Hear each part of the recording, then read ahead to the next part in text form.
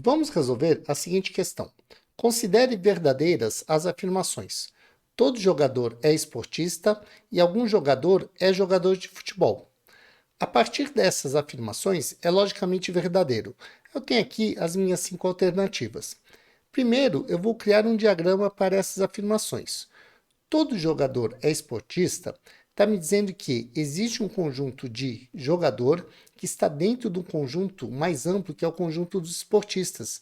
Então, nesse diagrama aqui, eu vou colocar aqui o conjunto dos jogadores, que vai estar dentro de um conjunto mais amplo, que é o conjunto dos esportistas.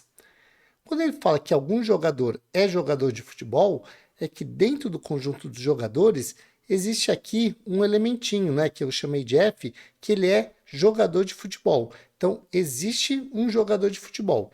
Agora, sabendo disso, com o diagrama montado, eu vou ler as alternativas. A alternativa A está dizendo o seguinte: todo esportista é jogador de futebol. Isso não pode ser verdade, por quê? Porque eu poderia ter um esportista aqui que nem jogador é, né? Ou ter um esportista aqui que, apesar de ser jogador, não é jogador de futebol. Então, isso aqui é uma afirmação falsa. Depois eu tenho, nenhum esportista é jogador.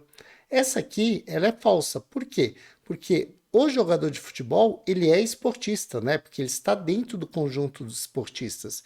Então, eu tenho um esportista que é jogador. Então, esta aqui, ela é falsa. Todo jogador é jogador de futebol? Não, eu posso ter aqui um jogador de vôlei, por exemplo, né? E aí eu não posso afirmar que todo jogador é jogador de futebol. Eu não sei os outros elementos aqui quais que são. Eu sei que existe um jogador de futebol, mas não posso afirmar que todo jogador é jogador de futebol. Então essa aqui é falsa. Nenhum esportista é jogador de futebol? Essa vai contra o enunciado. Por quê? Porque existe um esportista, né, que é jogador de futebol. Esse aqui, ó, o jogador de futebol está dentro do conjunto mais amplo, que é o dos esportistas. Então, essa aqui também é falsa. E algum jogador de futebol é esportista? Sim, pelo menos esse aqui, ó. Esse jogador de futebol está dentro aqui do conjunto dos esportistas. Então, essa afirmação é verdadeira? Ou seja, essa aqui seria a minha resposta de gabarito.